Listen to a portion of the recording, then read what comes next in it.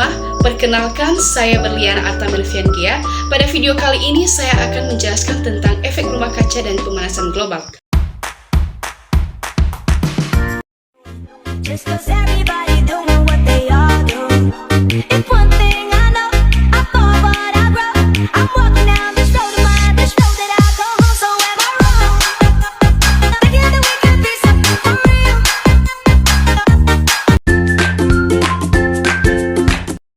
Yang pertama yaitu efek rumah kaca.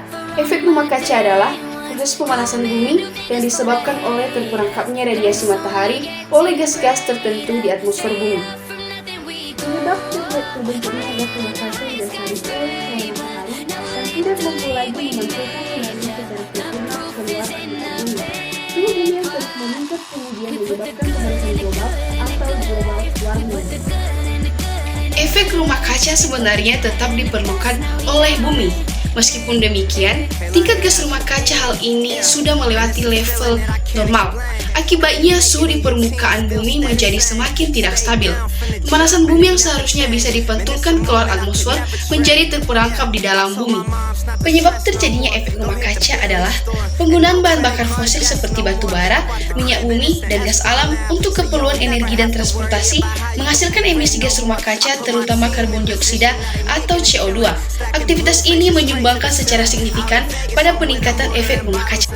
Ada pula zat-zat yang menimbulkan efek rumah kaca, yaitu 1. Karbon dioksida. Zat karbon dioksida didapat dari hasil pembakaran bahan bakar minyak dan sejenisnya. Dalam keadaan normal, karbon dioksida tidaklah membahayakan. Meskipun demikian, zat ini dapat mengancam atmosfer bumi jika digunakan terlalu berlebihan. Yang kedua yaitu belerang dioksida. Belerang dioksida bisa ditemukan pada batu bara dan minyak bumi. Pembakarannya menghasilkan belerang dioksida berpotensi menyebabkan pemanasan global. Yang ketiga yaitu nitrogen oksida. Reaksi antara nitrogen dan oksigen akan menghasilkan nitrogen oksida. Wilayah dengan kepadatan lalu lintas tinggi memicu munculnya polusi udara yang berasal dari nitrogen oksida. Yang keempat yaitu metana. Gas metana merupakan produksi gas alam, minyak bumi, pembusukan limbah organik, serta diproduksi oleh hewan ternak seperti sapi. Meskipun mampu menghasilkan energi yang besar, gas metana juga memiliki potensi yang dapat membahayakan lingkungan. Oleh sebab itu, gas ini menjadi salah satu zat pemicu terjadinya efek rumah kaca. Yang kelima yaitu klorofluorokarbon. Klorofluorokarbon juga merupakan salah satu zat penyebab terbentuknya gas rumah kaca. Dengan pemakaian yang bijak, gas ini aman karena tidak mudah terbakar dan tidak beracun. Klorofluorokarbon berasal dari pendingin ruangan, seperti AC, kulkas, cairan pembersih, dan minyak wangi semprot. Melalui protokol Montreal, klorofluorokarbon sudah mulai dihentikan secara bertahap. Hal ini dikarenakan menipisnya lapisan ozon akibat penggunaan klorofluorokarbon yang berlebihan. Dan dampak negatif dari gas rumah kaca yaitu 1. Kerusakan ekosistem laut, 2. Perubahan iklim global, 3. Naiknya permukaan air laut, 4. Perubahan ekologis, dan kelima yaitu mengganggu stabilitas negara. Yang kedua yaitu pemanasan global. Pemanasan global atau global warming merupakan proses peningkatan suhu rata-rata atmosfer, laut, dan daratan bumi secara signifikan, terutama akibat peningkatan emisi gas rumah kaca seperti karbon dioksida ke atmosfer. Penyebab terjadinya pemanasan global adalah sebagai berikut. 1. Meningkatnya gas rumah kaca. Gas rumah kaca terjadi akibat adanya pembakaran minyak bumi seperti bahan bakar batu bara serta pembakaran gas alam. Yang kedua yaitu efek rumah kaca. Efek rumah kaca ini menjadikan panas yang berada di bumi tidak dapat dipantulkan ke luar angkasa, tetapi terperangkap di atmosfer. Ketiga yaitu polusi sampah plastik yang tidak dapat didaur ulang. Gas metana yang berasal dari plastik yang terkena sinar matahari dikatakan sebagai salah satu penyebab utama perubahan iklim. Hal ini berhubungan dengan peningkatan pemanasan global.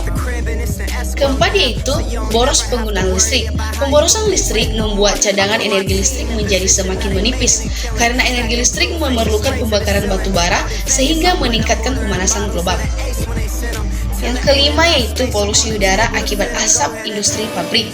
Industri pabrik menyebabkan banyaknya asap yang dihasilkan dan dapat mengakibatkan polusi udara yang akan membuat lingkungan tercemar dan terjadinya pemanasan global. Yang keenam yaitu penebangan pohon, kerusakan dan pembakaran hutan. Perusakan hutan akan menyebabkan pemanasan global karena hutan memiliki fungsi menyerap gas karbon dioksida dan hutan merupakan penghasil oksigen. Ketujuh yaitu penggunaan klorofluorokarbon secara berlebihan.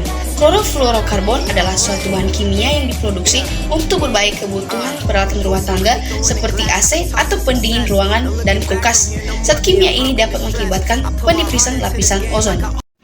Ada juga beberapa dampak pemanasan global adalah sebagai berikut. 1. Meningkatnya temperatur bumi di beberapa wilayah dan perubahan iklim. Kedua yaitu mencairnya glasier sehingga permukaan air laut meningkat dan menyebabkan daerah pantai akan terendam. Yang ketiga yaitu peningkatan suhu akan menyebabkan meluasnya kepunahan spesies dan kerusakan pada organisme dan ekosistem. Keempat yaitu hilangnya terumbu karang karena meningkatnya suhu dan pengasaman air laut, padahal banyak spesies lain yang hidup bergantung pada terumbu karang. Kelima yaitu curah hujan dan cuaca tidak menentu sehingga menyebabkan terganggunya hasil panen. Keenam yaitu lapisan ozon atau atom oksigen pada atmosfer menipis. Ada beberapa cara untuk menyikapi dan menanggulangi pemanasan global ada sebagai berikut.